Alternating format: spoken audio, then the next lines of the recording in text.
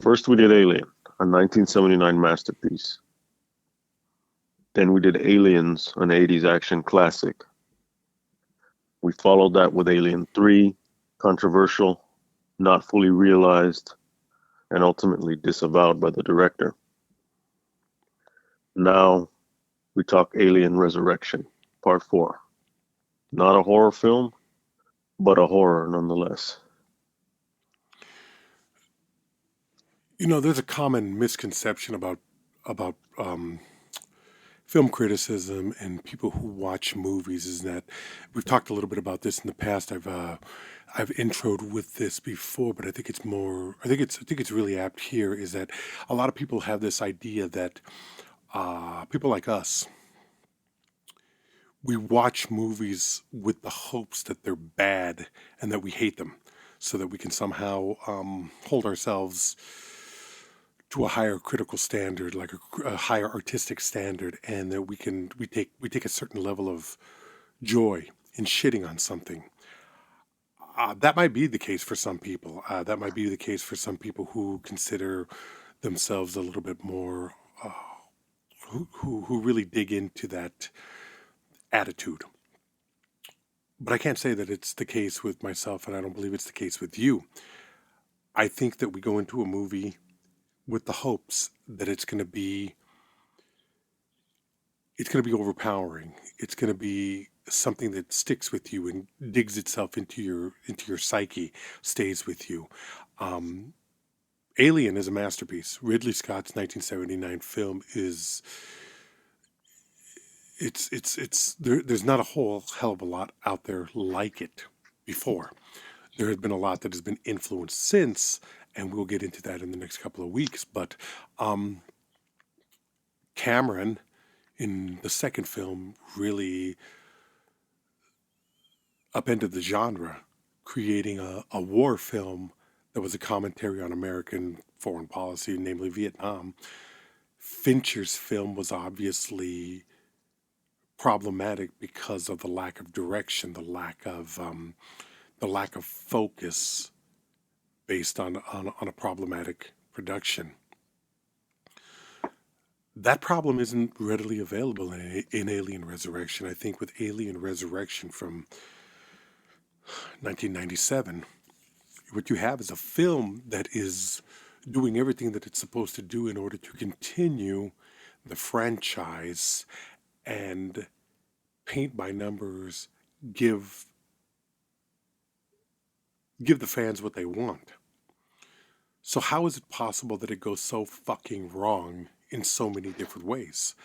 Um, I have heard that this is a hit and miss type film with a great deal of audiences. There are some people who really do appreciate it, who really do like it, and except for some of the design, some of the creature work, and Sigourney Weaver's performance, I think this is a failed movie. Not a bad movie, but a failure of a movie because it doesn't. Number one, it's not consistent with the Alien series.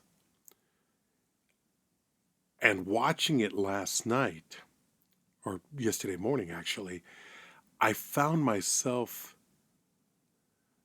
I found myself disconnected from the film. Now you could write that off as diminishing returns. You could write it off as being tired of basically the same story. But I think what the real problem is that it's a director who is woefully miscast in his role. Hmm. Jean-Pierre Jeunet, I think, is the biggest problem with this film because the ideas in the film are decent, especially the idea of, well, there's the continuing desire to weaponize the xenomorphs.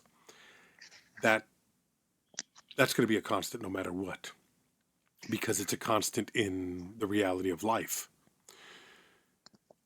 I love the idea of Ellen Ripley, no longer being herself, but now some kind of a of a mutt-like character that combines the human and the xenomorph. And I think she gives a really interesting performance in it. And has Sadly, fun. It looks like she's having she fun. looks like she is having fun in a way that she's never had fun in this series before. Hmm. You could write it off as, hey, they paid her a shitload of money, $11 million at the time, which was a ridiculous amount to have her come back. And the original idea was to have a clone of actually Newt so that they could bypass the Sigourney Weaver aspect of it. But Sigourney Weaver is the heart and soul of this series, at least in everything that comes after the original Aliens or the original Alien. The prequels we're going to get into from a different angle and talk about why those work and why they don't work in certain respects. And I'm interested because I haven't watched them in 7 to 10 years. But this film, it's almost like all of the elements are there to make a good film, and the direction takes it sideways and fucks it up completely. Now, I have my theories on why it doesn't work, but I'm interested in yours. What do you like this film? Do you dislike this film? Are you indifferent to this film? What is your attitude? I dislike this film. Okay, you Um, dislike. Which is to I, say, is I it a bad film, or is it just a film that you don't entirely appreciate? That's I a think, good question, yeah, it's a bad film. it's a bad film. Okay. um, Well, okay. So that being because said, what makes it a bad film? I think, um, well, that's a long story. Hmm. I it First of all, it should have, typically at this point, before you ask me about that, you typically ask what's my Yeah. relationship with the What film. is your My relationship to the relation, film? I saw the film long ago, Theater or and as video? I saw it, I think I think I saw it in the theater. Okay. Um, it should have gone straight to video, and it should It have burst out of our VCRs. it Um, feels like a straight to video film. I know you're but joking, but it's but true. yeah, but there's something that it's missing from that too. Hmm. Had it been straight to video, there might be some kind of like, at some point I want to talk about this film. I'm not going to name it right now. But I want to talk about it's kind of like, or fuck it, I'll name it. What's the Hmm. big deal? I don't know why me and my secrets. It's called Nemesis. It's kind of like Yeah. when we did this the movie The Hidden, Hmm. and it's just kind of like weird cult, low budget, fucking like, why are we talking about this movie? But that's also why we're talking about this movie. Yeah.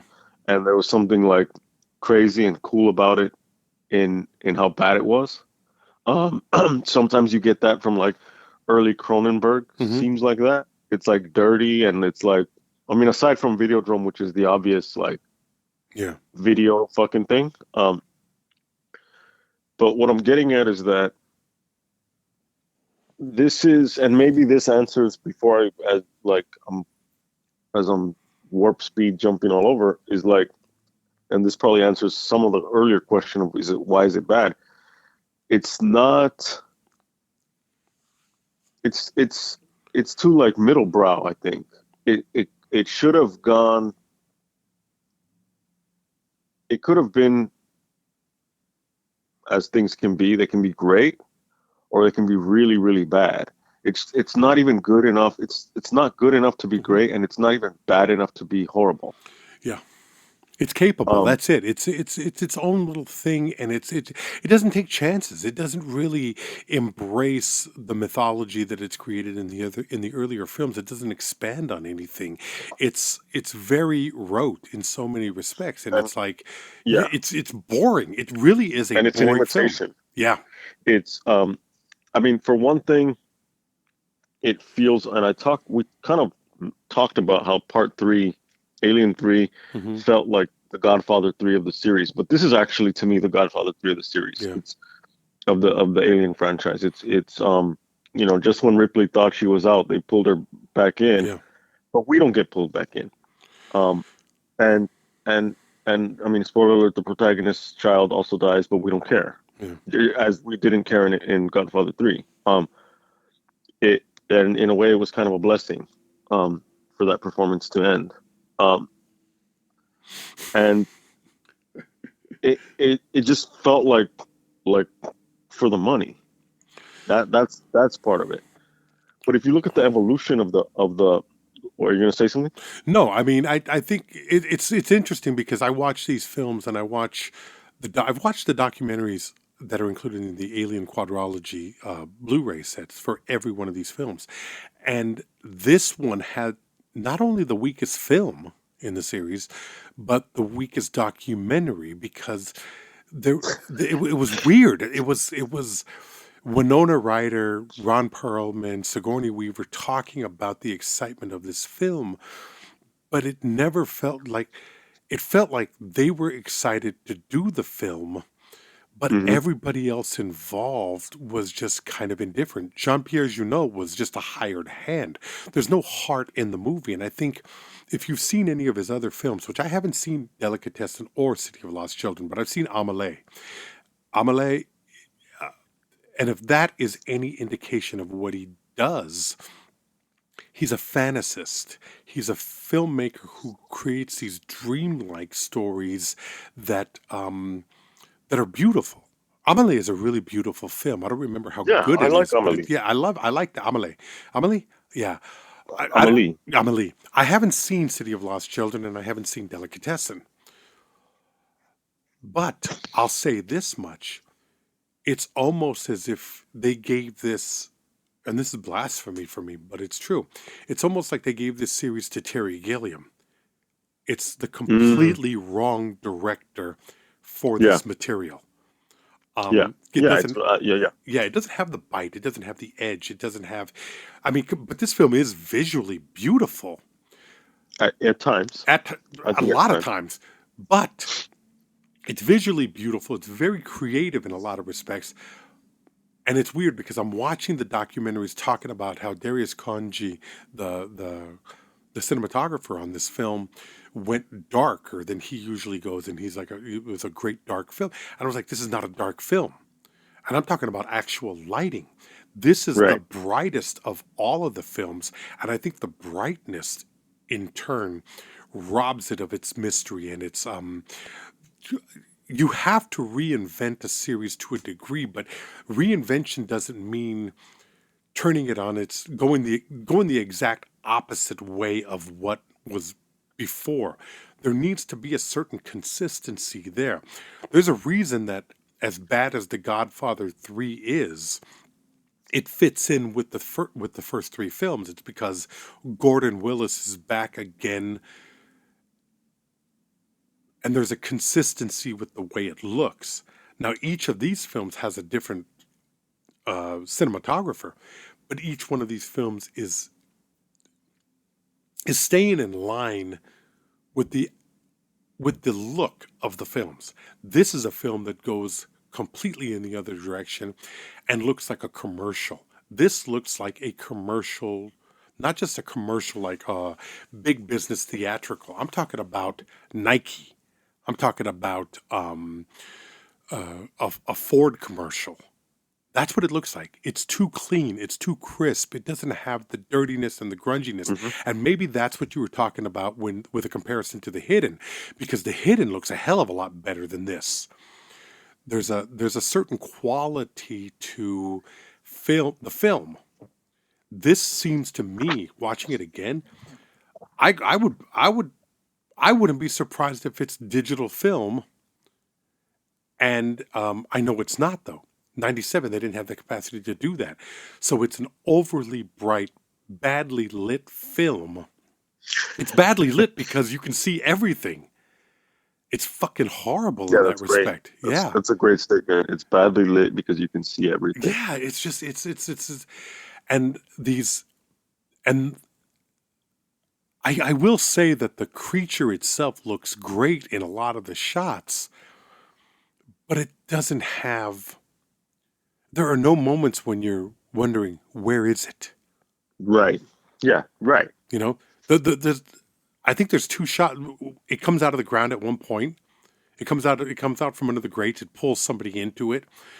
Um, and it comes from up above at one point. But there's no moments of it blending in Hmm. to the design of the ship. There's no moments of it. Um, I just felt like there was. It's so strange that you figure if you throw money at a thing and you make it look pretty or make it, it's somehow going to do the job, and it doesn't. There's no mystery here. There's no wonder here. There's no moment where there is absolutely no moment in this film where you're taken back by what you're watching. The chest bursting, there's no chest burst. There's Well, there no, is. There's a well, chest burst. yeah, I guess there is. Um, It's not a good one though. well, because it's too. In a weird way, this movie's too comical. Well, but paradoxically though, it's too comical, but it seems like it wants you to take it seriously. Um, Yeah, yeah. I mean, there's a number of okay. The lighting is bad. The direction is bad.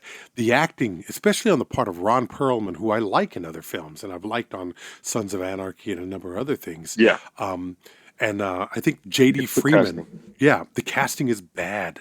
The casting is And I have really a bad. solution to that. Please. Um, well, before we even get into that, let's look at the if we look at the evolution of the series, and we kind of did this last time, Yeah. where we kind of replace it, and I was looking at them in terms of the decade, Hmm. and I gave reasons for that. So if you haven't heard last week's episode on Alien 3, go back and listen to that. But in brief, it's like, okay, Alien, 1979, Ridley Scott, right? Yeah. Truckers in space, a distrust of authority, class warfare, H.R. Giger horror thriller. Yeah. Already that gives you kind of like a feel. Hmm. Aliens, 1986, James Cameron. It's not truckers in space, it's soldiers in space. It's an 80s kick-ass, hoorah, Hmm. heavy machinery, classic action flick. Plus, it's in a That's period. what. It's also a period. I'm sorry to interrupt, but it's also a period where Vietnam films were beginning to, Yes. Platoon had just come out. Yes. Right. Full Metal Jacket was shooting at the same time as this, as And Aliens. right. Yeah. And fucking Top Gun is Yeah. coming out the same year too. It's Sure. not a Vietnam film, but it's Jingoism. still Cold Yeah. War shit. Yeah. Yeah. Um, Alien 3, 92, Fincher. It's Hmm. prisoners in space. Yeah. It's gritty 90s latchkey, battle of the sexes, shaved head, bitches back, end of the world, abortion metaphor. Religion. All All of that. yeah, all that was disavowed by its director. Like it fits. Hmm. That fit the tone. By the time we get to 96, 97, Alien 4, the first thing I thought when I saw this again and I saw the aliens, I was like, oh, this is the post fucking Jurassic Park Alien. Yeah. Because it's aliens as raptors. Hmm. Um, Was it post Jurassic? Jurassic was what, 90?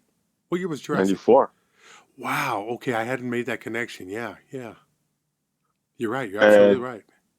I mean, okay, they're fucking testing to see, they learn, they're smart. They're testing to see what, clever girl, I'm gonna have this shot where I'm gonna fucking turn to the side and there it is. And it was just very like, don't play with science. Don't fucking like think that you can keep these things at this facility. Like,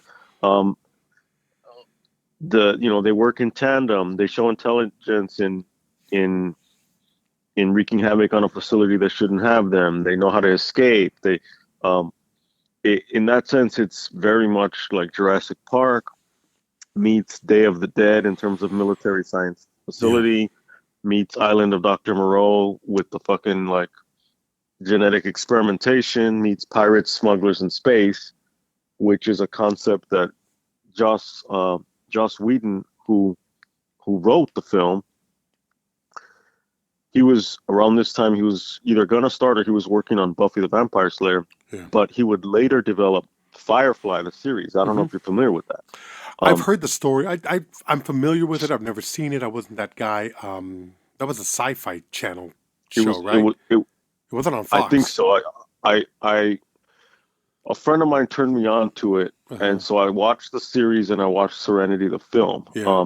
And it's basically it's it's like a filmic precursor of kind of like a Guardians of the Galaxy, where Yeah. it's like this group of people on a ship, and they're like smugglers. So it's kind of like Han Solo, a descendant of Han Solo, right? Yeah.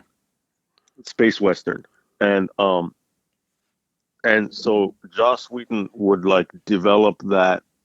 He would develop Firefly, but it feels like he was working on some of these ideas for this. But the thing is that interesting concepts, yeah, but like wrong players, because it's kind of like, well, it didn't feel like, maybe it's because of like with a series like Firefly or something, you kind of get a sense of who these people are, their unique place in on the ship, on board, their relationships. Um, but it was, I think the cast. I was like, well, okay, this is a '90s reject film. If we're gonna fucking make this, and the director we'll get to later, but I was like, well, I need to apply my creativity to this film somehow. However expansive or limited my creativity is at any given moment. And I was like, I love, for example, Michael Wincott, the Captain Smuggler, right? Hmm. I like him. He's in Robin Hood, Prince of Thieves. He's in The Doors, The Crow, Strange Days, Basquiat. I love his voice. I didn't think he was right for the part as the captain. Um, so I said, well, '90s, who, if we're gonna do this kind of gritty and still in keeping with some kind of '90s thing that isn't just a alien version of Jurassic Park, but it's gonna be its own thing, and you're gonna have a captain of this ship that is a smuggler, a pirate, whatever. It's got to be James Woods. You got to have fucking James Woods as the captain. Casino, vampires. He's got to be cutthroat, sleazy as fuck. Um, More shoot first than Han Solo the original time. You're not I going to would get put James argument Woods. for me on casting James Woods, especially in a scumbag role. Yeah, yeah, that's the leader of the Yeah. scumbags. Yeah. No, you're right. You're right. Um, his love interest, the co-pilot, um, she's not a well-known actor in this film, but again, I'm doing a wish list, which would completely change the film. Yeah. All of these, this fantasy of mine is completely changing the film. But what I'm doing is trying to do an exercise in like, well, so many of these pieces seem wrong for this film, Hmm. that I don't think that like that it takes hindsight to fucking know that. You know what I mean? Like, what like I would put Gina Gershon as the fucking co-pilot. She would have been Um, great with James Woods. '90s tough, Hmm. sexual, vulnerable at the same time. She can play against Sigourney Weaver. At that point, she's doing like Face Off. She's doing Bound. These films. James Woods is doing. He had done Casino. Hmm. He's doing Vampires. Have that little bit of energy of that he brought as the leader of the vampire hunters, um, from the fucking Carpenter film into this against Gina Gershon, and now you're kind of like, I don't, I don't trust these people. Um, like not only do I not trust like the alien, but I don't trust these people. I would keep Ron Perlman, but I think the having a better cast around him would kind of situate him in a place where it's kind of like he Hmm. would fit in better, um, and they would elevate his game. I think You're probably I right. would I would put Tom Sizemore in the wheelchair.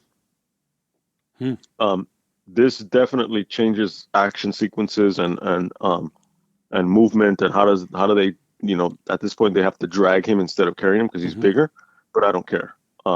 Put fucking that scumbag uh in the fucking wheelchair, and now you've got a crew that is going to steal something, and you've got a crew that's like who's going to turn on whom. It's not going to necessarily be, because it's an alien film, there has to be some kind of betrayer character that we're looking for. Who is it? Well, at this point, it's like musical chairs. Who is it? The guy in dreads? Ice-T. You need to get some of that fucking New Jack City, Ricochet, Trespass. It's all about survival. It's all about getting yours shit that fucking Ice Cube says in whichever one of those films it is. Trespass. You need that. Yeah. Put Ice Cube. Keep Brad Dourif as the scientist. He's weird. He's good. I would replace Dan Hedaya, the military, whatever rank he is, the higher up of that ship. I'll put Dennis Farina. Oh, Dennis Farina, you can never go wrong. Never. Put Dennis Farina. And then now the sleazeball factor is increased to the level of like where it should be, where it's like, this is dirty. What's going to happen? Now you're not only worried about the alien, you're worried about everybody. And I would recast J.T. Walsh as the other scientist, the evil scientist that they keep towards the end of the film. Yeah, Ren. His name is Ren, I think. Yeah, Ren. Yeah. J.T. Walsh, for those of you who are familiar with, especially like 90s, late 80s, 90s cinema, you've seen him. Google J.T. Walsh, and you've seen him. He's in The Negotiator, Needful Things, Nixon, Hoffa. Always great. He died too young. He was just a great character actor. He's one of those guys that if that they have websites or they have articles or whatever, guys who you know their faces but you don't know their names. If you want to see how good J.T. Walsh is, see a very little. It's not for those who see it; they've loved it. But Kurt Russell in a film called Breakdown, J.T. Walsh plays the villain. Shit. He's fucking great in that film. Yeah. J.T. Walsh really, and I love Kurt Russell, but J.T. Walsh makes that film. It's, there's something about him that is other level dangerous. And he's so everyman that it's relatable, where you know that this guy exists, that you know this guy is out there. So that's a great. But even with the cast change that you're saying, I think that the film itself, as it is, would have worked with a better director, with a guy that was better suited for this. So you were saying about the director, yeah. But, and I want to go into that, but. Are you able to hold that thought? I can hold that thought, yeah, definitely, because it's a major. It's my major problem with the film, I think. Okay, I would love that alternate universe game that you're playing right now. Done. Yeah, okay. I'm not even done because I think Winona Ryder was the biggest miscast of the whole film. If you're going to keep it as a woman, do you want to keep it as a woman or do you want to change it? Okay. I do. I dig Winona Ryder. Some people are just not right for a certain type of film. Right. And that's the problem. She's not right for the part. No. Except for the shoplifting part that would come later, in a few years later, like she's not right for the fucking part. You're right. You're absolutely correct. Who do I pick? I was asking myself, I said, okay, 90s bad girls. So I made a list in my mind. Okay, Rose McGowan. She's bitchy, but too cool. She was doing the Doom Generation. She did Scream, all that. Okay. No, I'm going to pass. Potential, but I'm going to pass. Shannon Doherty, too evil. You don't fuck with Alyssa Milano. She's too evil for the part. Yeah. Then she's not a good enough actor. Done. Christina Ricci, Goth Girl Next Door, too young-ish. Not right for the part. Angelina Jolie, at that point, she's doing Hackers. She's doing the lesbianic Foxfire film. I think she's at that point too fresh-faced. She hadn't been involved with Billy Bob Thornton's Blood yet. Not ready. She'll never live that down. Yeah. Fairuza Balk. Ooh, that's interesting. That's who I would pick. She's Dorothy in Return of Oz. That's already fucked up. She's in the Island of Dr. Moreau. She's in The Craft. She's in American History X, or she will be. Yeah. Angry, dark, criminal, complex, and I feel like Fairuza Balk could actually survive not only with the crew that I created, but the cast crew that I created, but the crew of the ship as it exists now. It's like yeah, I don't buy that they wouldn't rape and abuse Winona Ryder or any woman. These people are fucking pirates. Yeah. Yeah. They're mercenaries. They're fucked up. And Winona Ryder is just doesn't She's too do it. delicate. I'm But sorry. I She's think, just not. She's not that yeah, person. She's not. You don't believe her as any kind of a fighter. You don't believe her as any kind of a that moment where she goes in to that little cell to kill Ripley. It's laughable. There's no yeah, danger in yeah. that moment at all. There's nothing that leads me as a viewer to believe that whatever plan she has is can can be successful. Um, Feruza Fairuza Balk, Balk, definitely. Yeah. I think she would be like, you know, hang on to your wallet, Yeah. motherfucker, because she could play that part. And you remember that dude that went viral when he was like, "Hide your kids, hide your wife," just Yeah. like fucking 10 years ago. They raping everybody. Yeah, right, That right, motherfucker, yeah. that guy. Well, not only that whole cast, but Fairuza Balk would be like, you could actually picture her not only surviving amongst them, but instigating them to fucking like kill others. Yeah. Um, and I think she would like protect them, they would protect her, and it would be, I think, a thing. I think she could elevate it. She didn't get a lot of parts, but moving on to the Well, director. wait a minute. I Okay, mean, Feruza Balk, I think, is probably your best bet there. But if I had to pick somebody, and this is the only yeah, who would replacement you I would pick? have, for her part, Parker Posey. Mhm. You know, I thought about Parker Posey, but Yeah. I I thought think about her. Feruza's better. I definitely think Feruza Balk is better. I think But she's tougher. yes, I think she's more formidable in this respect. Parker Posey would be more manipulative and more. Yes, She'd be a smarter. she's a bitch. Yeah, she's a bitch. She could lean into the android thing and give it a certain level of. I think the perfect mix would be the physicality and the physicality of Fairuza Balk and that toughness, but also the intellect and combined toughness of Parker Posey. I think a combination of those two things would make for the perfect actor. But what you have said, Fairuza Balk is the better choice.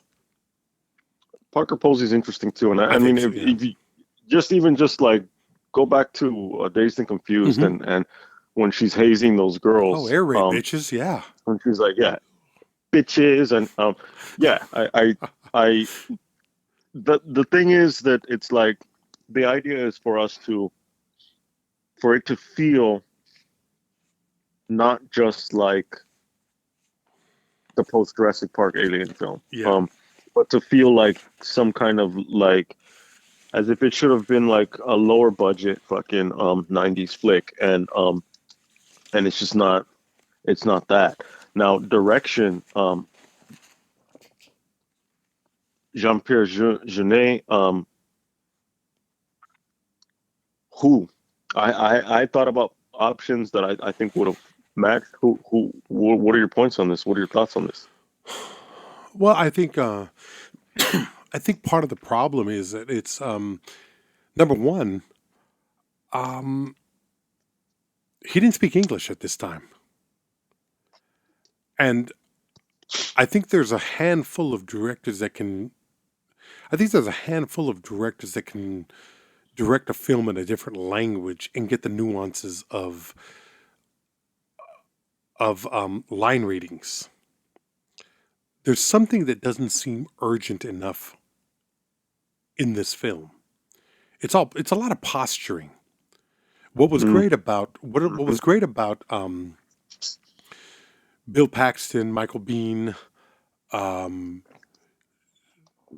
Dutton, and some of the other prisoners in the third film was mhm. there was the posturing, there was the tough guy facade, and I wouldn't even call it a facade. They were actual tough guys, But when face to face with this beast, this killing machine, and the hopelessness of it, there's never a sense of real hopelessness in this film. Like these characters are aware of what they're up against, and everything that they see, the acid for blood, they see it coming out of nowhere. They see, and in this film, they see there's a certain level of intelligence. There's nothing. There's no immediacy to the danger. Yeah. And I think it's a lot of yelling without the Yeah. emotion that's there. You know what I mean? It's Ron Perlman. You're just a big old psycho, girl. Yeah, exactly. It's like, and I think part of that is you, as a director, you have to set a tone. You have to set this thing where these people are realistic. And I'm sorry, and every film that is a sequel, especially a sequel to such an iconic franchise, because at this point it's a franchise.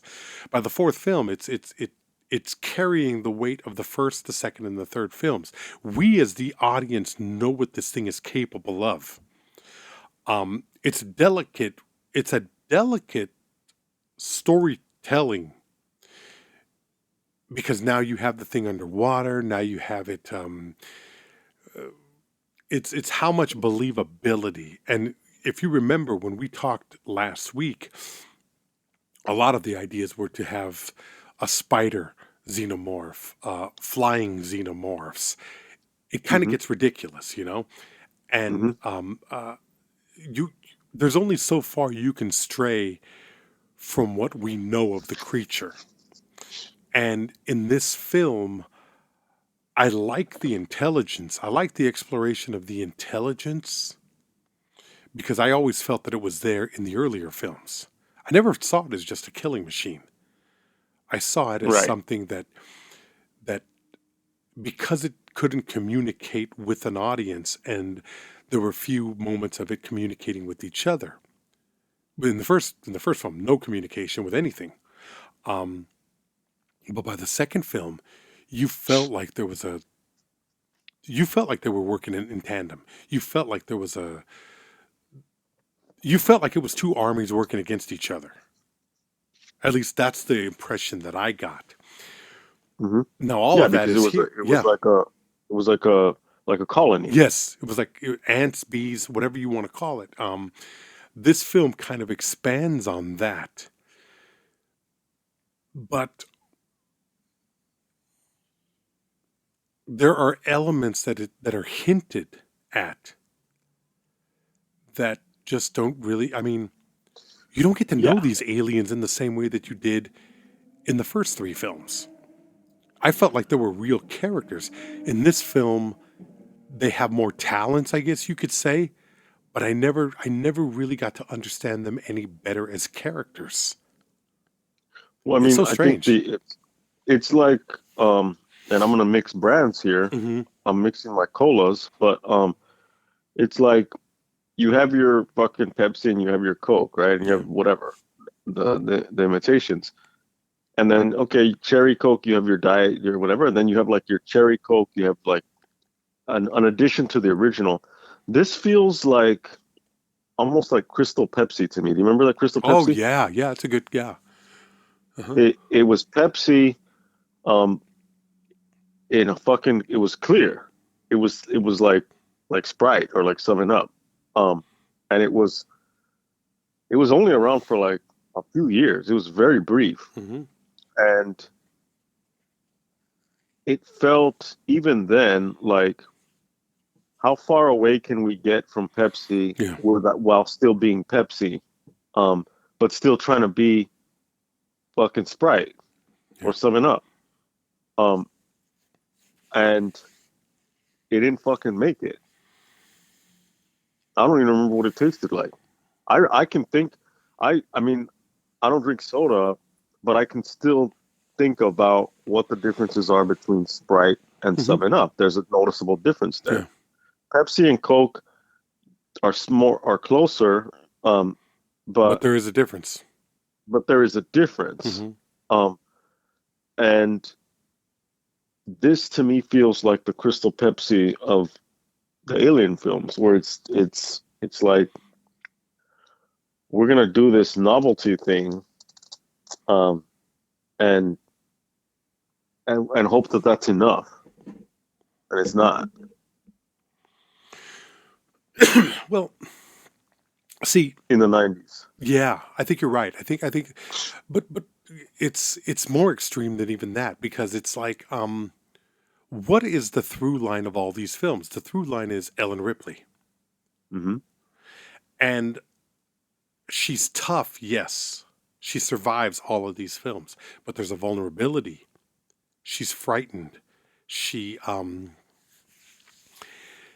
she's tired. But by the third film, she's tired, Mm-hmm. which you would come to believe. Yeah, and Sigourney Weaver has talked about taking this role and wanting to end it because she didn't want it to become Ripley wakes up and is battling monsters yet again because it becomes a joke, and she hated the idea of Alien versus Predator, which is, if you've ever seen it, a bad fucking film. There are two of those, and they're not they're not good.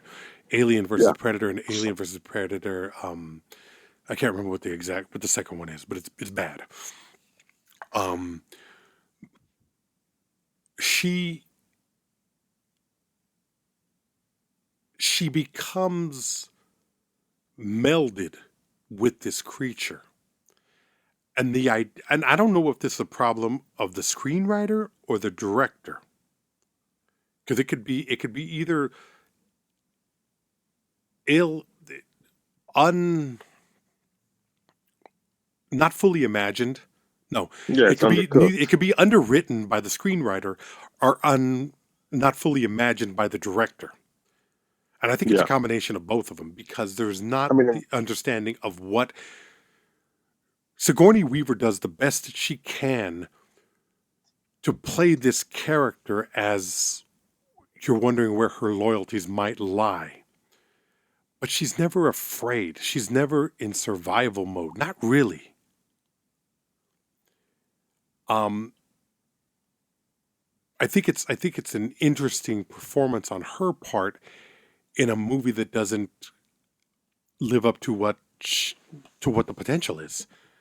It's like they go up to the bell and they don't fucking ring it. You don't take the chances. You don't go to where she actually would be with this thing. It's like yeah. plot contrivances and convenience. Oh, now she Tell us has. what. So the basic premise is. Oh, okay, yeah. Go ahead. So she died in part 3. Yeah. And now there's a clone of her. Yeah. That is basically a hybrid of herself, her former self, Mm-hmm. and the alien. Yeah. And on this military on this military space station or whatever it is, there are scientists working in a lab that have been working on versions of her, Yeah. and she's like version 8 or whatever she is, and working on her DNA and the alien DNA, and so that they're trying to alter the life cycle and the reproductive cycle of the alien species, so that ultimately it goes from a creature that lays eggs that hatch, that now have to attach themselves to a host as the face hugger, so that they can inseminate the host and then develop inside the host and then burst out of the chest. It can now go straight from the queen, who will, instead of laying eggs, who will give birth. Which to me, that doesn't make sense. That's better because I mean, There's this is fewer just births. right. One. It's like, what's the gestation? Yeah. Yeah. And so that, okay, whatever. But I guess it's because it's stronger, or I don't know what, because there's that. And so while all that's going on, this group of pirate mercenary smugglers or whatever brings a group of uh, soldiers. I don't know what they are. No, they were all they were Just hosts. cryogenic hosts that were going to a mining. They were Oh, okay. workers. They So were going to a mining facility. These guys abducted them. yeah, and now the idea is that they're Well, they're going to slave serve traders as at this hosts. point now, you know. Yeah, right, right. But they don't know what they're bringing. They don't know what they're bringing this cargo for. They have no idea of the weapon, what the military installation is. They're just in it for the money.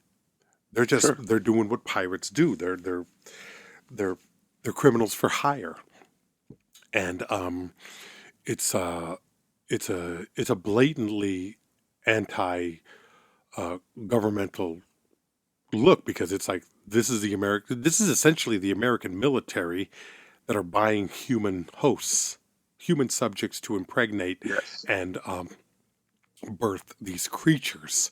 Then you have that character who is studying the Brad Dourif character, and Yeah, he's it's a mad always scientist. he's yeah, and it's always a matter of um, it's a matter of science attempting to control nature while being woefully unprepared for nature's own defense.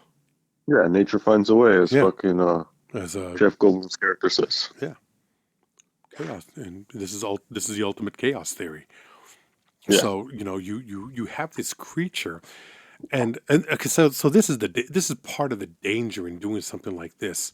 You have something that is as well established as the xenomorph is, and then you have this incredible moment where the queen, is laying there, and you see how huge she is, and you don't know what any of that shit is. It's like what is her, and what is just the cocoon, the hive that she's created for herself. It really is quite incredible, the creature designs in this film, until you get to the hybrid xenomorph birth, which I yeah, gotta say, in a theater in '97, it was laughable, and it's laughable now. It didn't have the scare. It wasn't terrifying. It was a bad idea, because it's no way it could have worked. It was just, as yeah. at any moment, did you look at it, did you feel sympathy for it, or fear, or revulsion? I felt no, I looked at it and go, that's a fucking bad idea. That's just not Yeah, going I to felt work. sympathy for it as a poorly developed character Yeah. rather than as an actual creature. I Hmm. was like, you poor little fucking thing. Yeah. Um, They give it a uh, fucking I, human skull with these eye things that we're supposed to humanize it. You're supposed to feel something, yeah, there's and like eyes deep in the socket. yeah, it's weird. It's just a fucking weird And thing, and it's weird because part of it is that Sigourney Weaver is doing everything she can to create this mother oh child yeah, relationship. She's really giving it everything she has. I agree with the critics who say it's a really good performance on her part. It's just it just doesn't work in any way. Now, no. where does that fault lie? Does it lie with Whedon, or does it lie with Jeunet? What's your opinion? Um, I think that it's well,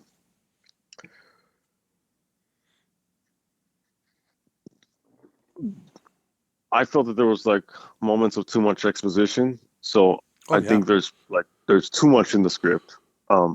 So I don't think that you can't turn you can't visualize a word as a writer. You can only you're doing dialogue and you're doing whatever kind of description you're doing that has to be obviously realized by Hmm. everyone else. Um, and so to translate what the concept is at that point Joss Whedon can't do any of that. All he can do is describe. Um, Yeah. and and it's not a script is not like a fucking novel that you can really go into um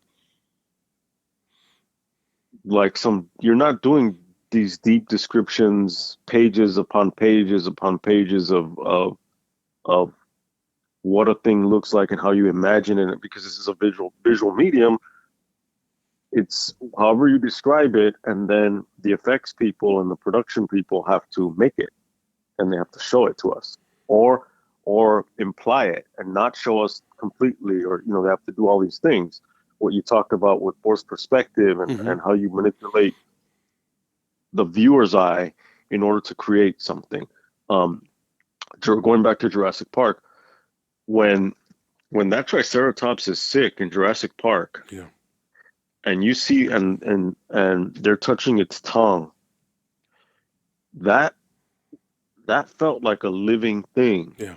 that was sick, and you can see, and you're watching it breathe, and they're taking these seeds out of these huge piles of shit. Um, that had that it's like you're imagining what that smells like and how Yeah. bad it smells, and that had a presence to it. When you see the raptor's eye, or you see the T-Rex's eye, that looked like a real thing. Mm-hmm. Um, I was more, and moving away from Jurassic Park, I was more impressed with, and I mean, I was also younger, but I've seen it since. The fucking steak puff marshmallow man is more impressive to me than fucking that hybrid alien baby in part 4. Yeah. Um, because, and it's not that just because I don't know what I'm looking at. I know what I'm supposed to be looking at, but I just don't. Um, it might come down to it's bad lighting because we can see everything. Yeah. Um, it's one of those moments where it's kind of like maybe pull back, Well, there's a part, maybe. yeah, there's a part of you that says, I like and admire the ballsiness to try something different. But and this is the delicate balance of going into a series like this, a franchise. But every chance that you take, you risk betraying the story. And the story is built on the darkness. The story is built on, I don't know what's over there. And I think that's a big part of why this film fails. That there's never a sense of true danger, as compromised as Fincher's film is. It's still there are still startling moments where you're sitting there thinking, we haven't seen that fucker in a while. Where is it? Mm-hmm. And you never get that sense in this film. There's never an idea of how many there are. There's never an idea of what they're trying to do outside of just, I mean, I just feel like so much of this film is, they talk about killing off Hicks and Newt's character in the third film as being a betrayal of what the second film did. And I guess if you can take that stance if you're pro James Cameron and what he's done, like the fight to help them survive. I get that. You could be upset by that. But more importantly is the betrayal of tone. And Yeah, and this film sure. does that. This film it doesn't have the right look, and it doesn't have the right tension that all three of the previous films had. There's never a moment in this film where you're wondering, how are they going to survive? Whether I want them to survive. And even Ripley's character, Yeah, it's right. sad because there's some interesting ideas there, but they're not, I can't say they're not fully explored. They're not adequately explored. It's underwritten, or maybe it's badly written. I'm not sure. Joss Whedon said there was no problem with his script. No, he said that the film is exactly the script that he wrote, but Jeunet fucked it up by fucking up the tone. I think he wanted a comical tone. I don't know. I don't know what the fuck. And But Jeunet said, "Well, this is." And Jeunet came back years later, I think 2012, and said, "Fuck him." Basically, he said, "Fuck him. This guy makes Marvel movies, and I hate those things." okay, well, Yeah, sure, yeah. but okay. What I'm trying to grasp is Joss Whedon was pleased. No, Did Joss Whedon said he fucked up the tone, or Joss Whedon you? said the problem was the direction of the film, the Yeah, but when tone you of it. write fucking Mm-hmm. when, and I haven't looked at the script, but I'm assuming that fucking the director did not add a fucking basketball scene. Um,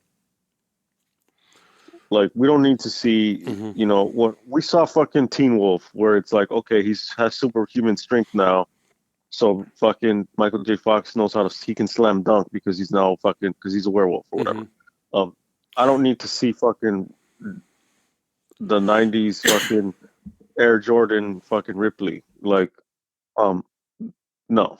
And with shooting it from behind and it goes in and catching it with one hand and that's silly. Well, And it's really interesting that you brought that up because part of the problem that I had with the film and was uh, was really it kind of struck me in watching the documentary is how much time they spent going over that scene.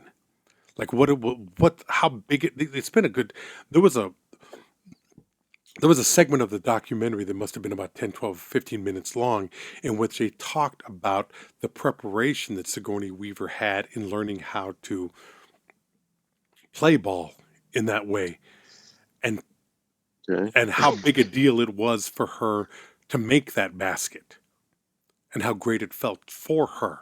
She says it was the greatest thing that she ever did. After it was the greatest. It was for her the greatest moment of her life after her marriage and the birth of her child. that's And crazy. yeah, and for me it was like that is a scene that doesn't really work. Hoop dreams. Yeah, Fucking she got game. it's just it's distracting. And yeah, It doesn't fit and that's into the mythology of the film. correct. And it's like obviously this is her that sounds and I don't want to take that moment from her. Hmm. But that just sounds so fucking trivial to me. Exactly. Yeah. Th- when compared to giving birth or whatever. Hmm. But it's like, how about having your cast work on fucking looking like they can survive this fucking scene versus throwing a ball? And look, I'm not a sports person, um, but I understand the significance of being able to do what people can do with their bodies Hmm. and with space. Um, I get it. Um, but we're not talking about fucking one of the greatest moments in fucking sports history and fucking the Olympic Games from ancient times till now. You know what I mean? We're Yeah. not talking about any of that. We're just talking about fucking a movie. And um and I think those energies could have been put elsewhere. And I think, if you can make Jabba the Hutt look fucking grotesque, um, and look real, Hmm. then you can do better with than I mean maybe you can't do better. I mean they didn't do better. I don't know. The capability. What I'm saying is like you could, and maybe they tried to. I don't know. All I know is that it didn't. It didn't work. This creature, and the creature's death, um, didn't really work. No. And then the ending of the film, um, didn't work. And And I think it does go back to the direction. I think who if you think about people who were doing stuff at that time, that think about I thought about Luc Besson. Mm-hmm. So he's going to go on to do Fifth Element. There's an action, there's a silliness to him. There's violence. There's he had done The Professional already. Yeah. How would that have been? How would it have been for fucking Verhoeven? RoboCop. Fucking, he would end up doing Starship Troopers, but Total Recall and RoboCop at that point. Well, look, I mean, Verhoeven. Verhoeven is an incredible director as far as visualization and commentary, satire. This is not a satire. And I know what you're saying. I know you're not arguing for that. What I'm saying is you need somebody who is, I'm not saying a John Carpenter, but a Carpenter sensibility. Because I don't think John Carpenter would have been right for this material either. No. Yeah, because at this point you're looking at tone, but you're also looking at visual style. I don't know. I think Alex Proyas. I don't know. Maybe Alex Proyas could have done it. Seeing the magic that was Dark City and a couple of other films, but I don't know of a visualist who would have been able to combine both that world and the immediacy and the tension needed for this film. But I think that's what this film fails at. There is no real, there's nothing at stake. There's no moment where I'm wowed by anything. It's a wasted opportunity because, number one, the director is not invested. The director he didn't want to do the film. He was a hack for hire. He hasn't made an American film since then, which you learn your lesson and you realize you can't. I get that. But you need somebody with a visual sensibility that can really attack the material and give it both nuance and can deliver on the horror aspect. Tell me what you think of this thought. Are you ready? Mm-hmm. Yeah. Tell me what you think of this.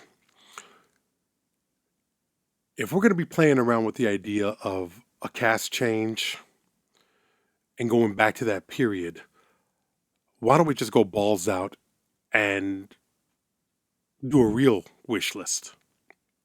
Not something that's not limited by the time. What if this film had been made? You know who I think could have done a great job with it? A South Korean director. Okay, why?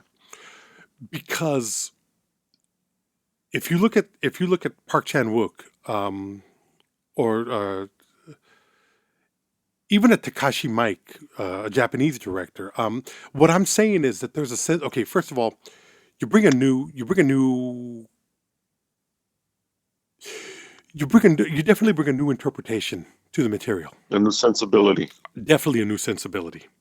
But you also have somebody who, based on Memories of Murder, Parasite, Old Boy, or some of the work that Harakiri or 13 Assassins, you have somebody with the urgency necessary to move the action along and make it dangerous to the characters that are involved in it. Plus, there's a great deal more in those societies as far as technology. I think there would be better ideas. I think that this film would have been better served by a South Korean director of today's time. So if we could transport that back to there and fit it into this world, it might have been as much of a fuck up, but I think it would have made for a much more interesting film. Junot's films, from what I've seen of City of Lost Children and Delicatessen, They're fantastical. They make you go wow. They make you take a step back and look at the beauty of a beauty even in the ugliness of the world that we live in. I think the idea that I have would be more in keeping with the ugliness of humanity, because that's something that's definitely in the first three films. The Oh Weyland yeah, Yutani definitely. Company is a predatory, evil um, corporation that is designed to build on power and wealth. And I think that the films that you see, especially with Parasite, that class struggle, I think that's something that that director could have. I think it would have been a better fit for this. I can't think of a director at that time that would have, you know, they fucked up with Fincher. Because if they had allowed Fincher to make the film that he wanted to make originally with Alien 3, that might have been a masterpiece. I don't know. A lot of the elements are there. They're just not. I feel like he wasn't. They didn't allow him to explore it fully. At the end of the day, all the 20th Century Fox ever wanted was a scary horror science fiction film that got people in there. I don't think that there was the respect for what the series was. Maybe Alien and Aliens they might have just been flukes based on committed directors. By the time you get to the third film, you have a committed director with a vision in the same way that you had Ridley Scott and James Cameron. Hmm. But the studio steps in and says, this is going to turn off on audience. This is going to be a problem for an audience. And I think a lot of the sexuality of this film, Ressurrection, the intensity of this film, or what it should have been, is sidestepped by making it a little bit more palatable for an audience. This film doesn't challenge in the way that the third film does. It doesn't. No. It doesn't make you question American military uh, American military strength and lack of strength. You know, I'm reading a book on the Korean War right now. I think I told you about this, and it seems to be that the big problem in Korea and Vietnam was better technology against a group that wanted it more, Sure. Yeah. you know, and then the the class struggles that you pointed out in the first film. In a weird way, these films are commentary on societies. Hmm. That's not here in this one. I can't say that this film is commenting on anything. What is it? What is it? If It's just if a anything, yeah. if anything, because the comment, it's everything is both a commentary, whether it is either it's deliberate or else it's unconscious, or Hmm. else as an artifact of a particular time, it serves as evidence of that, and Hmm. that is its own commentary, right? Yeah. Um, in this sense, it's almost like um, the critique of Joss Whedon, which is to say, oh, he makes Marvel films. Yeah. At this period, you have all of this comic book stuff happening in the 90s in that world, that's ultimately going to like lead us to the place that we're at cinematically. Yeah. Um, and it's it is almost, without fucking getting too much into that tangent, this kind of Mark Fisher's critique of like the way that because there is a nostalgia for futures that never happened. It's like the way that history basically is in this neoliberal fucking postmodern era. There's nothing really new. All there can be are just return and rehashings of the old. Yeah. And when you look at time periods, you can see, oh, this thing is from the 70s. Yeah. This thing is from the 80s. This thing is from the 90s. Nowadays, everything is kind of like flat. So it's think about Dazed and Confused, which you mentioned Parker Posey. Mm-hmm. That's a film in the 90s about the 70s. Yeah. And Chuck Klosterman talks about this shit too. Like, you can tell that a thing is from when it is because there are cultural, stylistic, tonal differences, right? That the span of time between when Dazed and Confused as a film is made and the time period that it depicts is the same amount of time between like now and fucking 2004-ish, right? Yeah. And show me fucking like, if you take a snapshot of each of those times, show me like what's the difference. You don't really see it. You can't, because according to Mark Fisher, it's the slow cancellation of the future. So having said all that, what does that mean for fucking this film? It's like,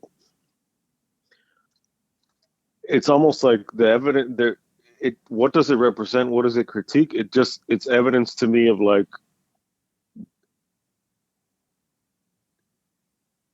a precursor. I called it a post Jurassic Park. It's trying to be all this other shit, but it's also just a precursor of the fucking same flat nothingness that is going to become all these Marvel films, which are just basically a similar plot. This group of people tries to stop this villain from using that technology to bring on whatever, the end of this, and all you're doing is just mixing and matching it around, and ultimately nothing looks not original, because I remember it's like fucking nothing new under the sun, Ecclesiastes and all that. It's just the idea that it's not even like its own thing. It doesn't even feel like its own fucking thing. Yeah, you're right. There's no soul to this movie. There's nothing at stake. There's no danger in it. And I'm not talking about what is depicted on screen. There's plenty of blood and violence and death and murder and killing. All of that is there. But there just never seems to be anything artistically at stake.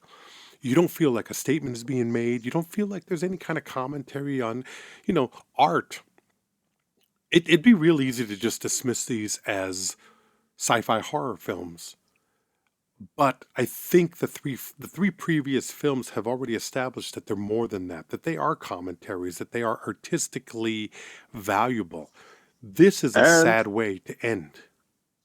And fucking like traditionally, horror and sci-fi are these kind of like ghetto in terms of like marginalized genres, which all of the pulp genres are, and they're ways of really actually making commentary on fucking society. And the future as the present. But then it's like, well, if there is no future, and there's only present, the best you can do is try to go back to do rehashed versions of the past. That's why like synth wave and all that stuff is very popular now, or maybe not. I don't know how very popular it is, but it is like another evidence of that is the remakes, the fucking updating versions of whatever, it's a bad remake of itself. It's a bad remake of all these little pieces of things that it draws from. Yeah. Um, Is it a photocopy of everything that has come before it, and it's just it's no, deteriorating? I don't even I think it's don't think that. I don't it's think it's a photo. I It's don't think yeah, it's no, it's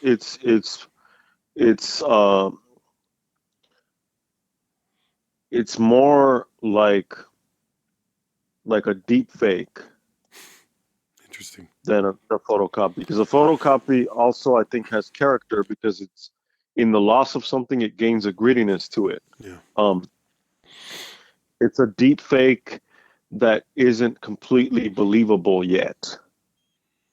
Um, and it's not even a pornographic deep fake, which at least in a pornographic deep fake, you're aware that this is a pornographic deep fake, and the fact that it's not what it looks like adds. That's the whole point. It's like, oh, this is not this actress.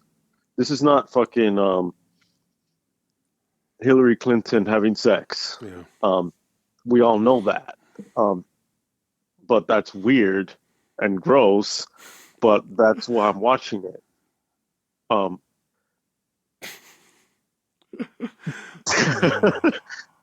but but it's kind of like it's not even believable enough to be Hillary Clinton. No. It's just kind of like, and it's not even trying that hard. Um, so at this point, this metaphor is like that's as far as I want to take that off the top of my fucking head because like it's collapsing under the weight of its own ridiculousness. But it's we can call it all kinds of different things, and some of them are going to hit, and some of them aren't. Yeah. Um, but it's interesting that this is the film that came after the studios were like, nah, fuck it, we're going to take over again. You know what I mean? Like, and then what happens? This whole fucking renaissance of the '90s fucking ends. Yeah. Um, I this this film this film would have needed a committed director with a vision, and what you have is a director who's a fantastic stylist. I mean, his films are incredible to look at, and maybe those other films, they have stories that match the visuals. This film isn't that, doesn't need to be that, and it's I think it's a colossal mistake in the franchise, and I don't think it's I think it if you notice, 97 they haven't made another one. They haven't continued the Ripley story. no, You know, which is a horrible way for it to end. absolutely, absolutely. You know, um, and I don't know what else to say about it. It's there's a certain point when you're beating the shit out of a horse, and it's like that horse ain't gonna run anymore. This is done. Whether it's 20th Century Fox beating the shit out of that horse, or us trying to find something in it that's salvageable. There's nothing here. So much to the point that they had to go back to the original source for the next film. Well, not necessarily, but they tried to combine the Predator series with the Alien series into what James Cameron called like one of the old Universal Frankenstein meets the Wolfman Yeah, mashups, that's which is right. what they Sure, did. Although Cameron says he actually likes that film, which makes me question everything and makes me understand Avatar. But that's a whole other fucking sure. argument. Um, Yeah. but we're going to get into Prometheus. We're going to get into Covenant. And there is a third prequel on the way that should be arriving mid year. But Go ahead. the problem is that, especially now that 20th Century Fox, I think is no, that's MGM. There's the desire to just want to keep going back to the well, and I part of the problem here is number one, the wrong director with a lack of with a lack of commitment to the story. But you couple that with the law of diminishing returns and bad, ridiculous, out of character tone, you're going to have a film that fails. I do not see this film series getting any better. It should have stopped with the third film. The third film, for as flawed as it is still a masterpiece compared to this shit. Yeah, yeah. At least there was something. Yeah. Um, At least it had the balls to go completely to go in a completely different direction that was both respectful of what had come before it, but was also intent on telling its own story. and made sense. Yeah. And made sense. Yeah. This is very basic. There's nothing I here. mean, the killing of the mother and the killing of the son metaphor is like, yeah, the filmmakers, they do a disservice to what came before by creating something that can't live on its own. The killing of the mother and the killing of the son.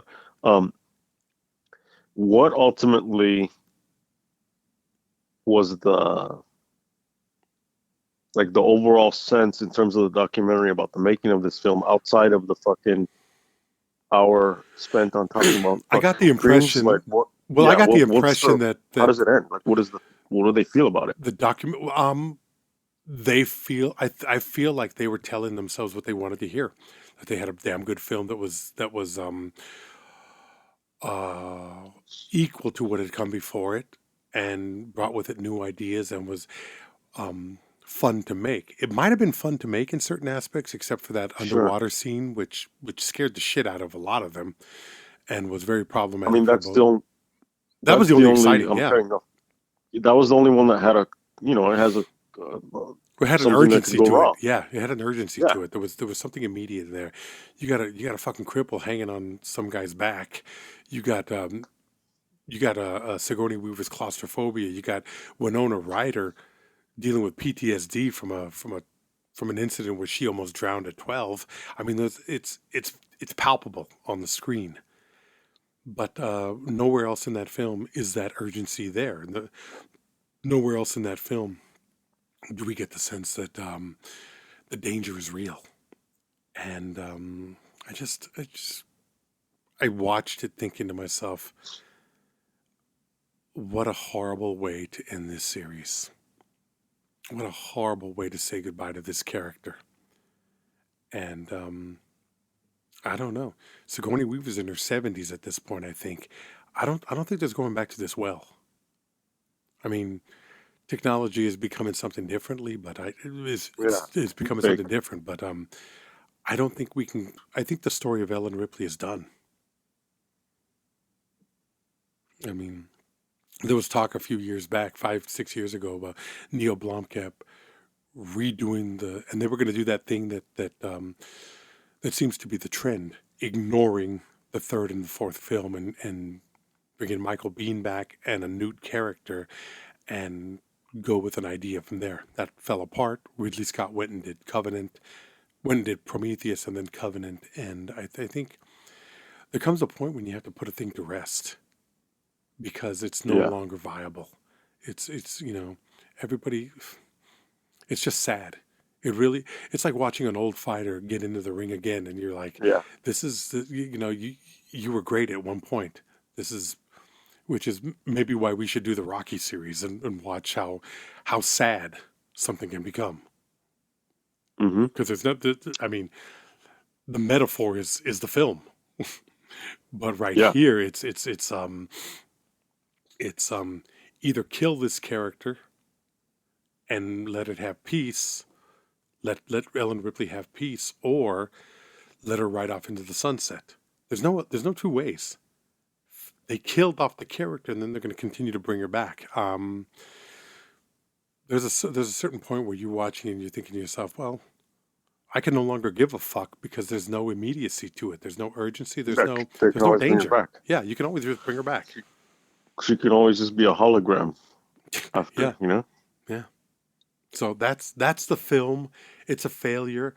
I hope people who watch this film understand that we're not going at this thing as headhunters trying to beat something that's already dead. we're trying to understand why something, it's as valid to understand why a film doesn't work as it is to understand why it's a masterpiece. Um, I think we make a palpable argument. I think the argument that we're putting across, not that it matters for to Geiler, Hill, Gordon, or any other director that they might bring on for this series, but it's there is a validity in what we've said. I just wish people would listen to it.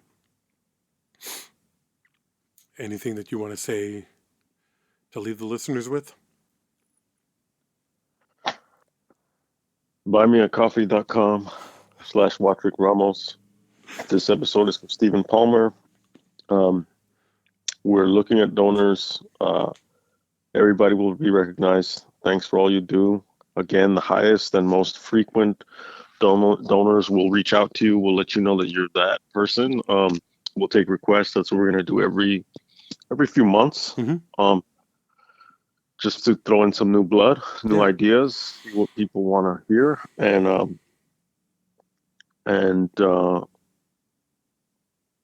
we do this obviously as a labor of love, but we also do this in the case of this film because we are not only sadistic, but we're also masochists. Yeah. And so if you like the pleasures and the pains of these episodes, you know what to do. Buy a coffee, tell a friend, tune in, and watch this. Thank you very much, folks. We'll be back with the prequels. Be good now.